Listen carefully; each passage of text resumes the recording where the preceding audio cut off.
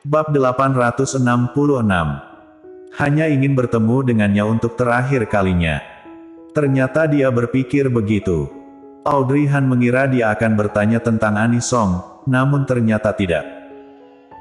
Audrey sedikit merasa enggan, menatap samping wajah Colden yang sedang mengemudi, dan setelah berjuang untuk waktu yang lama, dia bertanya, ketika kamu melihat Bibi Song, tidakkah kamu merasa berbeda?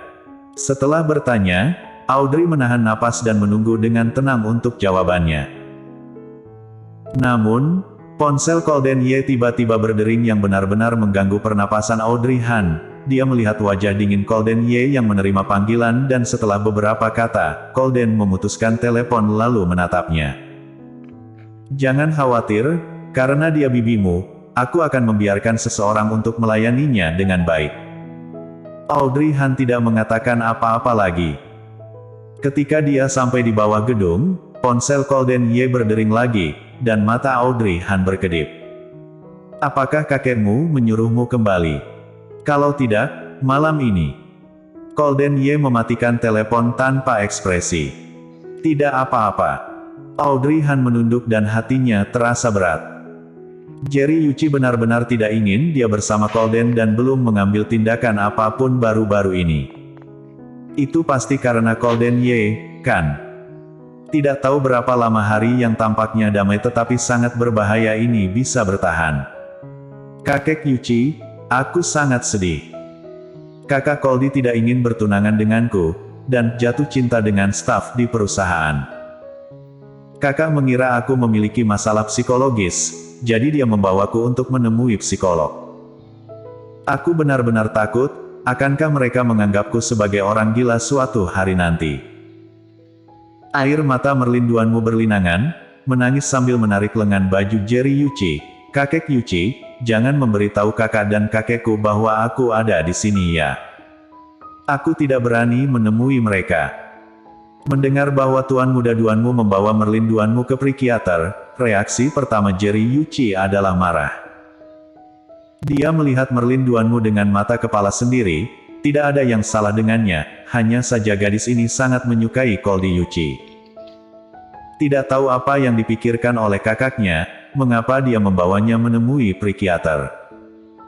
Sebagai orang normal, apakah Merlin tidak takut diperlakukan seperti ini secara tiba-tiba? Orang-orang yang dikirim oleh keluarga Yuchi masih belum menemukannya, dan Coldy Yuchi tidak mempedulikannya. Ketika Jerry Yuchi terlalu cemas, Merlin duanmu berinisiatif untuk mencarinya. Dan ketika dia muncul di depan Jerry Yuchi, pakaian dan wajah kecil Merlin duanmu semuanya kotor, sepertinya dia sangat menderita. Di masa lalu, nona besar yang mulia dan cantik tiba-tiba menjadi seperti ini. Dia masih merupakan cucu menantu yang dipilih oleh Jerry Yu, jadi dia merasa sangat tertekan dan menyuruhnya tinggal di rumahnya. Sekarang saat mendengarnya memanggil kakek Yuchi sambil menarik lengan bajunya berulang-ulang, mengatakan bahwa dia tidak ingin melihat kakaknya dan keluarga duanmu, kakek Yuchi bahkan lebih patah hati. Merlin, jangan khawatir. Selama kakek ada di sini pasti tidak akan membiarkan kakakmu membawamu pergi menemui psikolog. Merlin sangat baik dan waras, tidak perlu menemui psikolog. Jadi jangan takut, kakek akan melindungimu. Kakek Yuchi masih mau membiarkan kakakku membawaku ke psikiater lagi. Aku benar-benar takut. Aku ingin melihat kakak Coldy, boleh ya? Faktanya, sejak Merlin datang, Jerry Yuchi meminta kepala pelayan Hansen untuk memanggil Colden Ye. Tetapi anak itu mengatakan tidak kembali dan tidak menjawab panggilan berikutnya lagi. Sudah jelas di mana dia sekarang dan dengan siapa dia. Jerry Yuchi menghela nafas tak berdaya, tentu saja boleh, Hansen sudah memanggilnya, tetapi kamu harus pergi mencuci mukamu dulu, jangan sampai Kak Coldy melihat wajah malumu. Mendengar perkataan, Merlin duanmu juga menyadari bahwa dia terlihat sangat menyedihkan sekarang. Jadi dia mengangguk dengan penuh semangat, kalau begitu aku akan mencucinya dulu. Iya, aku akan menyuruh orang untuk membawamu ke kamar tamu di lantai atas. Terima kasih, kakek. Merlin duanmu dengan erat menggenggam tangan Jerry Yuchi dan berbisik pelan, kakek harus membiarkan Kak Koldi datang menemuiku. Sudah cukup jika hanya melihat sekali. Dia tidak perlu bertunangan denganku, tapi aku ingin bertemu dengannya malam ini, boleh ya? Mendengar itu, Jerry Yuichi terkejut. Dia tidak menyangka bahwa dia tidak ingin bertunangan dengan Koldi Yuichi lagi hanya untuk melihatnya sekali. Bagaimana boleh begitu? Jika Merlin Duanmu tidak bertunangan dengan Koldi Yuichi, bukankah itu? Memikirkan hal ini, ekspresi wajah Jerry Yuichi menjadi lebih berat. Tidak boleh begitu, aku hanya mengenalimu sebagai cucu menantu, tidak ada seorang pun selain kamu. Merlin Duanmu menangis dengan wajah lemah. Aku tahu kakek baik padaku, tapi Kak Koldi sama sekali tidak menyukai Merlin. Merlin yang selalu bersikeras sebelumnya, jadi aku hanya mau meminta untuk menemuinya sekarang. Asalkan dia mau menemuiku dan membiarkanku mengatakan isi hatiku, aku tidak ingin apa-apa lagi. Semakin dia mengatakan itu, semakin Jerry Yuichi merasa bahwa gadis ini sangat pengertian dan membuat orang merasa tertekan. Dia menghela nafas berat, jangan khawatir, kakek akan membiarkan dia kembali untuk menemuimu dan membuat kalian bertunangan. Setelah itu, Merlin Duanmu meminta pelayan untuk membawanya ke atas kamar tamu untuk mandi.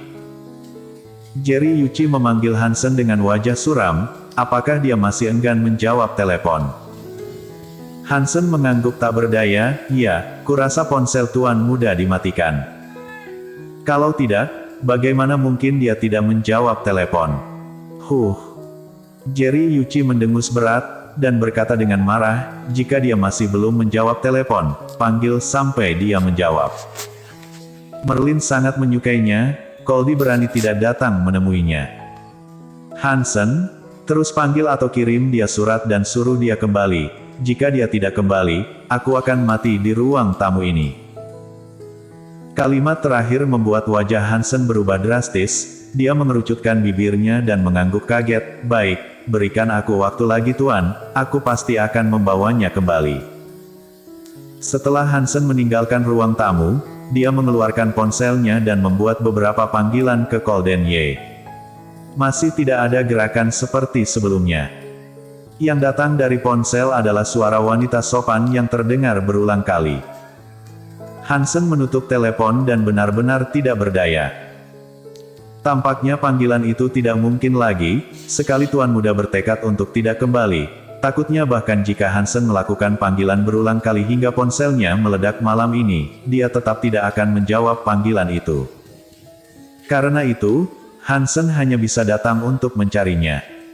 Lagi pula, apa yang dikatakan Jerry Yuichi malam ini benar-benar mengejutkan. Begitu Audrey Han keluar dari kamar mandi, dia mendengar seseorang membunyikan bel pintu. Golden Ye tidak ada di kamar, jadi dia mengenakan mantel dan berjalan keluar. Ketika keluar, Audrey kebetulan bertemu Golden Ye keluar dari ruang kerja. Sudah larut malam, mengapa ada orang yang membunyikan bel pintu? Golden Ye mengerutkan kening, ekspresinya sedikit tidak senang, tetapi dia berjalan mendekat dan berkata, kamu masuk dulu, aku akan pergi melihatnya. Iya, Audrey Han mengangguk dan kembali ke kamar. Setelah melihatnya kembali ke kamar, mata Golden Ye menjadi suram. Bersambung.